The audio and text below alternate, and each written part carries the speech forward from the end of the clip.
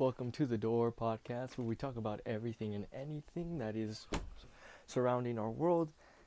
In today's episode, we are going to be talking about the stereotypical lazy Mexican. Where it comes from, why do people think this, and is it true? As a Mexican American myself, who was born here in the United States but has spent a lot of time in Mexico, I have various opinions about this stereotype. Um, I think stereotypes in general could have a reflection on the actual race or identity of people. I do think that there is racial stereotypes that could be harmful in many ways. Um, but to me, sometimes I just see it as it's just a reflection of what can be to the extremists. So when it comes to the lazy Mexican, there's a couple things that pop into my mind. My family, personally, as far as I know them, haven't really shown any signs of laziness. Quite the contrary. Even when they lived in Mexico, they were just working and working. And when they moved to the United States, they also presented work ethic. My dad has been working here for the United States since he was 16, working in American companies, Walmart, uh, TLC, Paso Electric. And my mother, who is a stay-at-home mom now, also has her degree in teaching, which she earned here, which she studied here in EPCC. And till this day, she still cleans, cooks, um, takes my sister to school. She's never just sitting down, relaxing. It's very rare. My dad has also showed me signs of the quite the opposite. Even though goes to work at 6 in the morning, gets out at 5, almost 12-hour shifts. When he gets home, he doesn't go straight to lay down or sit on the couch. He goes straight to working on the backyard, fixing up the vehicle, building things for our camping site that we own. Um, so to be honest with you, in my household, there isn't really an example where I could be like, I could see where the lazy Mexican comes in. Um, Now I could give you the example that my sister, being that she is also Mexican American, but grew up here, she is on the lazier side. She doesn't like working, she likes sleeping in, and me and my parents will get on her for staying asleep for like until 2 in the morning, 2 in the afternoon. She's always scrolling on her phone. So maybe the American culture could be a reflection of why she is so lazy, maybe. Um, Now let's also take into consideration farmers, any like farmers, plumbers, any electricians, etc. In a couple studies done, the work ethnicity in companies, for the most part, where it's very labor intensive, you're gonna find mostly Hispanics or people of Latin American descent, which are your Puerto Ricans, your Colombians, your Peruanos, any anyone from in those regions all the way to Mexico fall under this category, and those are the ones you find in most labor-intensive jobs: plumbing, uh, carpenter, um, dumpsters. Um, what else? Farming. Uh, and those jobs don't pay as well as they should hourly. Farmers don't really make the money they need for the amount of work they provide. Um, Even just people who pick fruit, most of them are Hispanics, most of them are Mexican. Um, so to really say that the Mexican is lazy is a stereotype that I think doesn't really qualify for the majority. I had the opportunity to actually go to Mexico, have a trip in Mexico, and on my trip, I discovered many things. I went to Guadalajara. Guadalajara is a center state city. It's located in Jalisco. That's the state. And when I landed there, when I was, exploring the city, I didn't really see much of drug addicts or poverty. There would be a few here and there, homeless people. But I will definitely say, being the time that I stayed there, there is more homelessness here in the United States than there is in Mexico. Because even the people who are homeless in those states in Mexico will be selling food, will be selling you jewelry, will be selling you an arts and crafts they can make to keep themselves afloat, which is very rare here in the United States. In the United States, I've gone to New York, I've gone to Los Angeles. Arizona is probably one of the worst states I've ever been to as far as homelessness, because the amount of drug addicts and drug affiliated homelessness is beyond compare. And it's a matter of, at least those ones in Mexico are not lazy and are trying to do something to earn the money.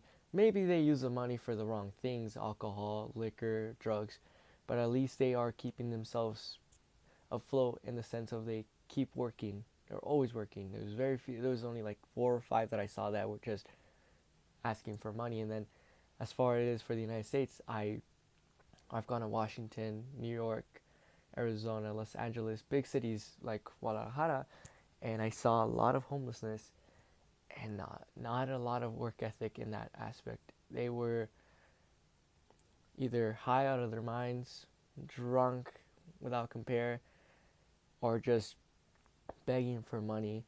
Not even food, because I always try to give them food. I offer them food as much as I can, and many of them reject the food that I give them, which is very sad, because if I was hungry and homeless, I don't care if it's a potato, I'm going to eat it. So, being that, the stereotype is Mexicans are lazy, I don't really think that applies for either region, the United States or Mexico. I do know that there is no reason the stereotype does exist, because there is here and there the needle in the haystack of the Mexican who is sadly a drunk, who gets home, lays on the couch, doesn't do anything else. Or when I go to Mexico, I'll be honest, you go to not such a big city, everything doesn't open until almost midday, because people will sleep in, and that's how it is. That's the habit. If it's not such a big city, or if it's a more rural part of the city, things don't open until almost midday. So I could see where that can come from. And I know that there is some Mexican family households that do embody this laziness. But statistically, Mexicans have proven themselves to be very, very productive humans in the work, in the household, and in government. Now, where there is government, there is corruption, and Mexican government is very corrupt, full of cartel. So I can see where, in that aspect as well, the laziness could appear, because people in power do tend to show a less work ethic, and they are more driven by money and exotic things. So I can see where that could also come from. But I think I have one of the greatest examples who can speak upon this topic. So I'm gonna ask her a couple questions, and she's gonna give me a response. Being that you are a Mexican American, native to Mexico, how do you feel about the stereotype that Mexicans are lazy?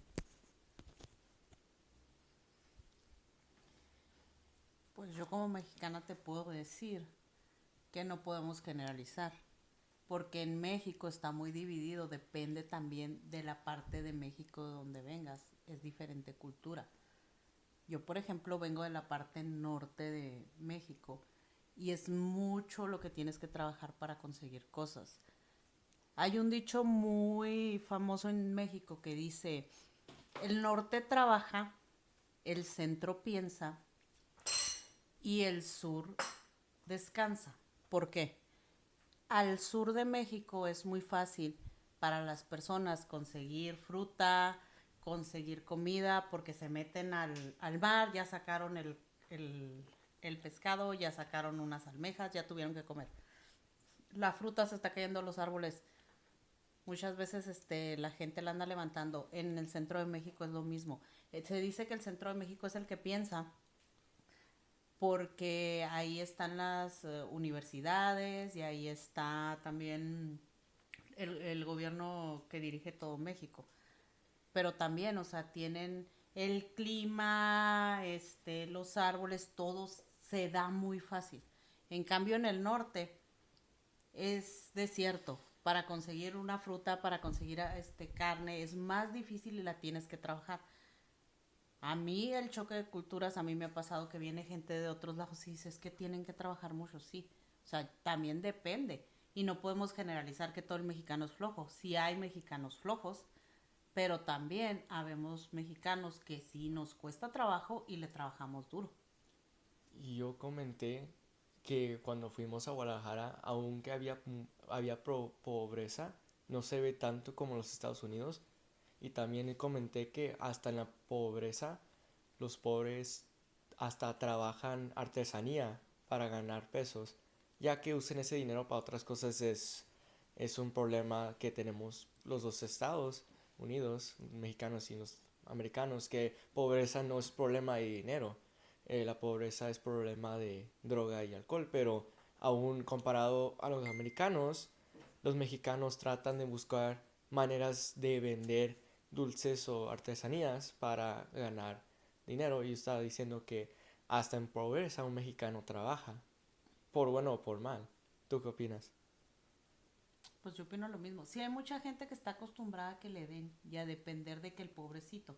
Pero también cuando se dio la pandemia, se vio mucho en lo que viene siendo el lado latino, que los latinos le buscaron la manera de seguir trabajando y agarrando dinero. Y hubo muchas muertes y hubo mucha depresión de personas de otras culturas porque no saben el ingenio que tiene el latino o el mexicano de lo malo sacar lo bueno. Somos muy resilientes, la cultura del mexicano es muy resiliente. Volvemos a lo mismo, no podemos pluralizar, ¿verdad? Bueno, pero si me caigo me levanto. Hoy no hubo para comer, mañana va a haber. O hoy hubo 5 pesos, mañana veo cómo le hago para juntar 10. O sea, eso sí tenemos muy marcado dentro de...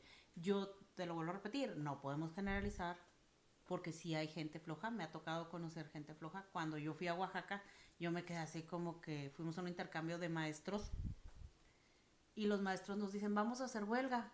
Y todos así como que en Chihuahua tú haces huelga y te dicen, no, hay alguien más que quiere hacer el trabajo, órale. Pero es cuestión de cultura, depende mucho del lugar donde estés.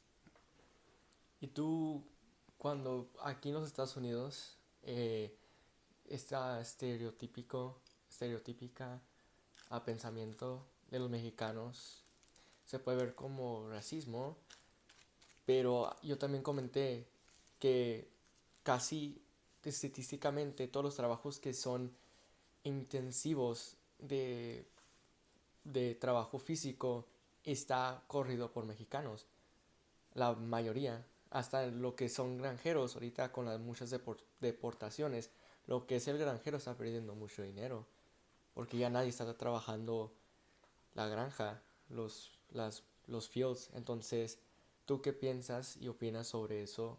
De que también aquí en los Estados Unidos hay, muchos dicen lo mismo, pero estadísticamente los mexicanos, lo que es latino, está trabajando los trabajos que no quiere trabajar las otras culturas.